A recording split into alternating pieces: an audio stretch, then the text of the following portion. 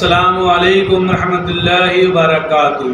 मैं मोहम्मद जावेद, सच की आवाज़ NPS न्यूज़। देखिए आज की ताज़ा खबर।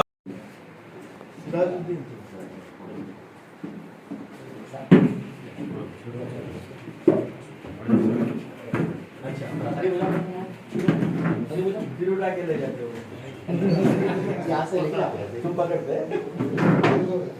बाबू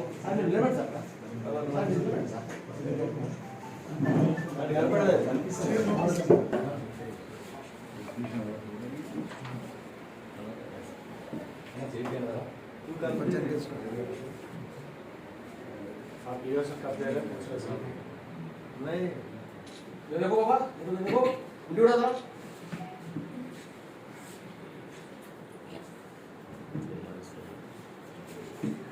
ఎంత కష్టమైతే ఏ అది హైదరాబాద్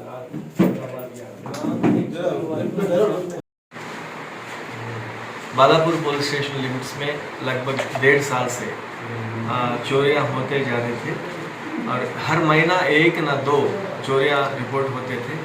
अब बालापुर पुलिस ने बहुत मेहनत करा, लेकिन वो लोगों अभी तक 21 प्रॉपर्टी ऑफेंसेस करे। वो गैंग को कल बालापुर पुलिस ने पकड़ा गया।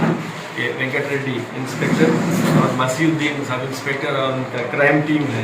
वो लोग बहुत मेहनत करके ये चोरों को पकड़े और 21 केसेस में डिटेक्ट हुआ।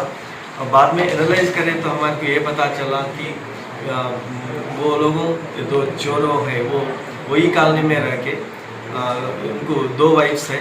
एक कॉलोनी में एक वाइफ को, दूसरा कॉलोनी में दूसरा वाइफ को रख के वहीं फिर रहे और शाम तक पूरा घरों कोसा घर में लाख है देख लेता है और किसका स्टेप्स कैसा है, गेट कैसा है, वहीं रहते ना गांव वाला बन के उधर वहीं फिर के अब उसका पूरा रक्की कर लेके रात में जो चोरियां करते थे। और हम लोगों जो टावर के बारे में नहीं तो दूसरा टेक्निकल एविडेंस के सब लोगों सर्च करें तो भी वही गांव वाले वही गांव में रह रहे ना, इसलिए बहुत उसमें पकड़ने में दिक्कत हुई थी। फाइनली वो लोगों main accused Syed Khwaja Ali 20 years है। इससे पहले तो ऑटो चलाता था, अभी भी ऑटो चलाने का बहाना पे वही गांव में वही कॉलोनी में फिरते। और इन कामाटीपुरा के पुलिस स्टेशन में लास्ट ईयर उन पोक्सो केस में अरेस्ट होकर जेल को गया था। जेल जाने के बाद वहाँ जो फ्रेंडशिप होता है और जब से ही चोरियाँ शुरू करा बाहर आने के बाद उनके ब्रदर इन लॉ के साथ, उनको 2 ब्रदर इन लॉ है और एक शेख आरिफ और एक छोटा बच्चा 16 ईयर्स का। दोनों के साथ पूरा रक्की कर लेना, चोरी करना और प्रॉपर्टी भी बेचना। वो प्रॉपर्टी ईदी बाज़ार में सिराजुद्दीन बोल के एक आदमी को पूरा प्रॉपर्टी दिया।